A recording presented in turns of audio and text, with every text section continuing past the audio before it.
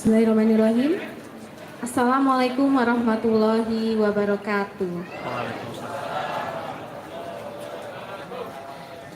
Yang saya hormati Ibu Wakil Ketua DPRD Garut, Ibu Dila Nurul Fadila.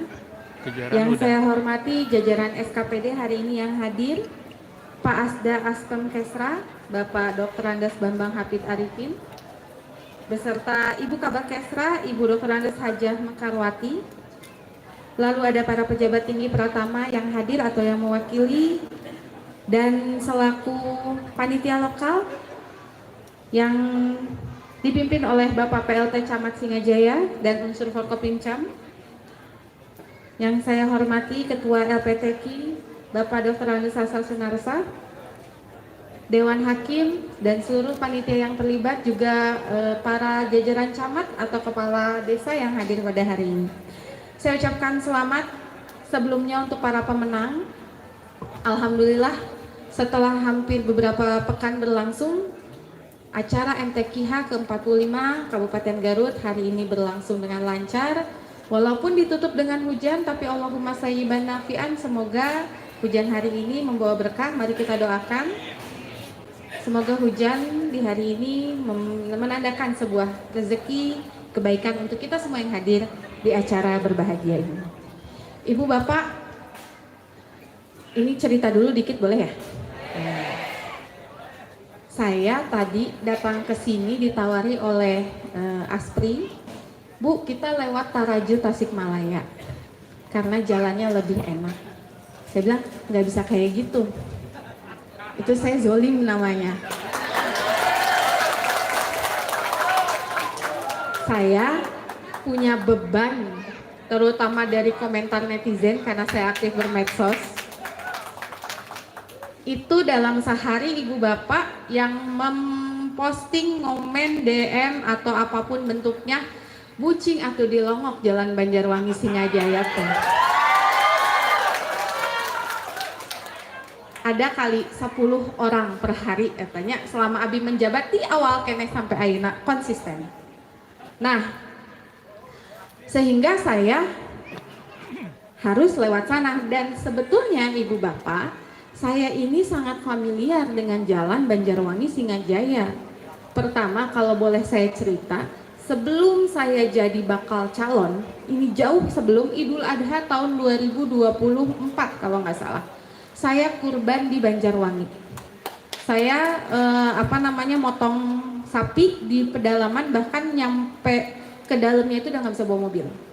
Saya tahu, saya paham, tapi mungkin karena waktu saya awal menjabat saya belum ada giat lagi di Banjarwangi Singajaya, jadi seakan-akan saya nggak tahu.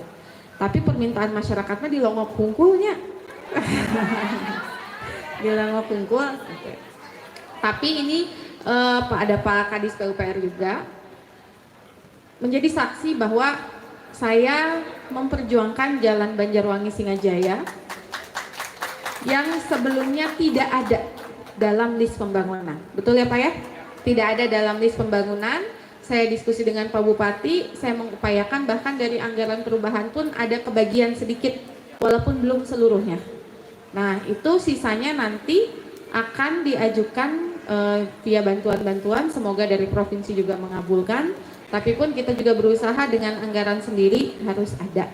Intinya bukan hari ini, bukan tidak mau membangun. Saya melihat di sambutan Pak Bupati juga sebelumnya berbicara soal ini, karena rasanya nggak afdol kalau ke Singajaya nggak ngomongin jalan butut ya. Ada Bapak, halo. Saya senang banget dengar Bapak ngomong. Waktu itu kampanye Pak Ustadz siapa sih? Saya lupa. Pak siapa? Itu sampai hari ini the best acara kampanye pas ada Bapaknya. Kita senang banget waktu itu. Nah, makanya saya bilang sama Singajaya tuh bukan gak familiar, memang karena belum ada agenda aja ke sini, dan bukan gak mau dibangun karena uangnya juga belum ada. Kalau misalnya membangun jalan semurah jajan di warung waktu abg ayeuna dipangmayarkeun gitunya, tapi kan tidak, dan butuh birokrasi yang agak kompleks ya. Jadi mohon bersabar untuk warga di Banjarwangi Singajaya.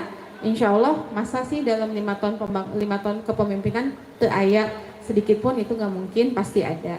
Cuman tadi saya lihat betul kata Pak Bupati, ternyata, dan saya kemarin sempat nanya sama rekan-rekan warga lokal, kenapa sih jalan di Banjarwangi Singajaya selalu rusak. Pas dilihat kanan kirinya tidak ada drainase. Jadi airnya ke situ terus. Mungkin nanti pembangunan agak lama. Kenapa? Karena mau diupayakan ada drainase supaya ngabangun sebentar tapi sebentar rusak juga sia-sia, buang duit. Mending ngebangun lama tarapti tapi benar. Gitu, setuju? Setuju. Tidur anaknya sok ngadok mumpung hujan. Ya, gitu. Terus selanjutnya saya juga mohon Bapak perlindungan ketika kami membangun dari saya melihat fenomena yang kurang enak ya di apapun jenis pembangunan, baik itu pembangunan pabrik, pembangunan jalan, bahwa kadang-kadang ada oknum yang meminta jatah, meminta bagian, dan akhirnya apa? Ketika kontraktor harus berhadapan dengan itu, maka ada spek kualitas pembangunan yang dikurangi. Setuju betul? Nah, itu yang harus kita kawal, kita jaga bersama, jangan sampai justru orang-orang kita sendiri yang berbuat seperti itu. Karena kalau udah begitu, kadang-kadang tadi sedihnya adalah spek pembangunan, kualitas jalan jadi berkurang, dan pada akhirnya gampang rusak lagi. Itu yang saya sadari hari ini.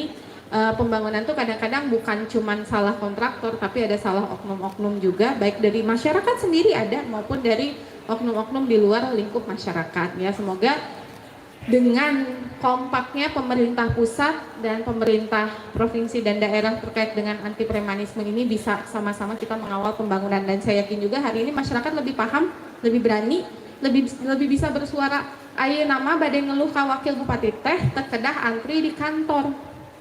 Nonton aja live saya. Kalau saya live, tapi tong amuk-amukan, teh sok kesel abina gitu. Jadi saya pasti mengatensi hal-hal yang bisa diatensi.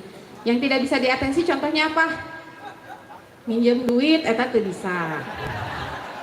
Mayarkeun utang teu bisa. Teu bisa deh, sama personal, takutnya satu dibantuin katanya Pak beja-beja. Wah, repot saya gimana. Nah, terus yang bisa kita atensi biasanya adalah hal-hal, terutama saya ya, karena saya wakil bupati, saya tidak bisa membuat kebijakan seluas Pak Bupati. Jadi biasanya saya bantu ini kalau misalnya ada pungli-pungli di tempat-tempat tertentu, apalagi yang dilakukan oleh aparatur desa atau aparatur kecamatan, itu kami pasti bantu.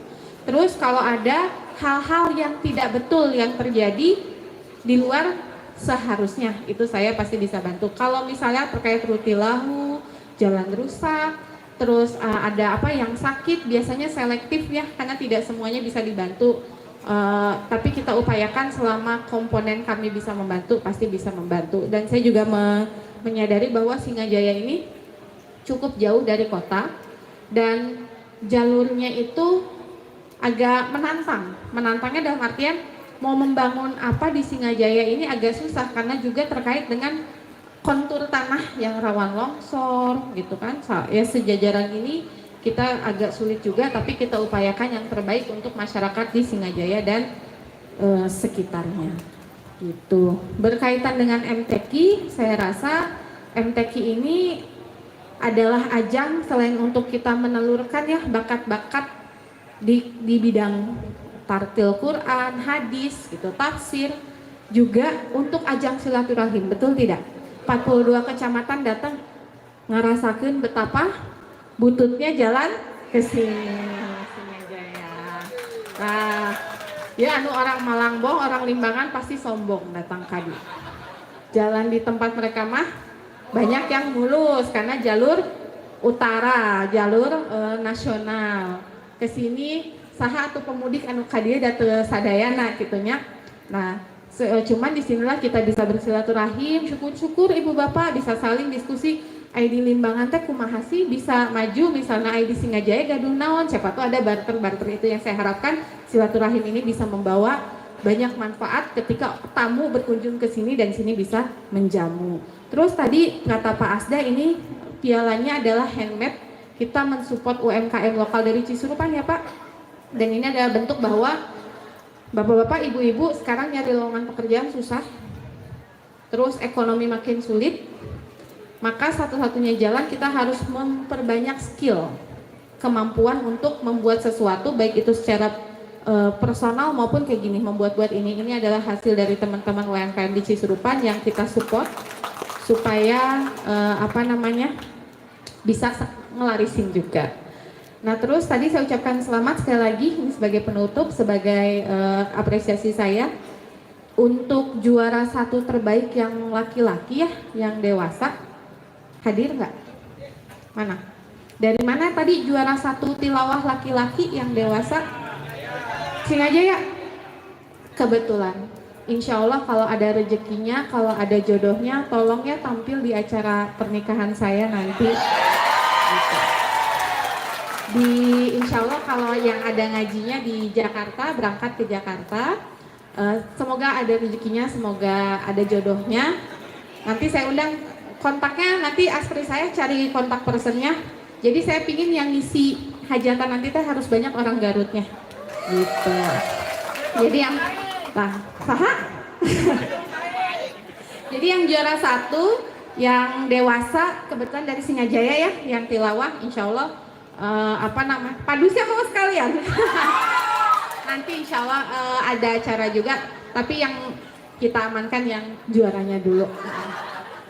Nanti ibu-ibu saya mohon doa juga untuk saya dan Pak Bupati. Semoga ini baru awal kepemimpinan, semoga bisa terus menjadi pemimpin yang amanah. Saya nggak henti-hentinya meminta doa menjadi pemimpin yang amanah yang bisa menyelesaikan satu persatu masalah di Kabupaten Garut. Itu saja.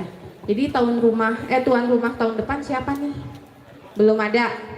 Nah, semoga saya masih ada rezeki untuk mendatangi silaturahim lagi di tahun selanjutnya. Semoga kita semua sehat-sehat sampai MTQ selanjutnya dan kita menemukan bakat-bakat baru di bidang Al-Quran dan hadis semakin banyak. Oh ya, saya juga prihatin satu, semoga acara ini dan ibu-ibu, bapak-bapak kan ini terutama banyak dari unsur komunitas agama ya, organisasi-organisasi masyarakat yang berlandaskan agama. Saya mohon bantuan, ini di selatan kok jadi banyak kasus pencabulan ya, saya prihatin.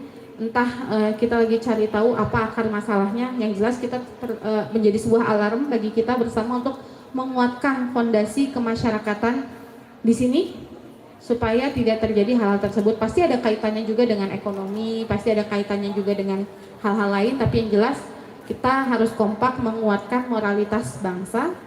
Kita harus kuat menjadi teladan yang baik bahwa Islam itu ajaran agama yang penuh kasih sayang, yang bisa mengayomi satu sama lain. Itu saja dari saya. Wallahul muwaffiq ila aqwamit thoriq. Wassalamualaikum warahmatullahi wabarakatuh.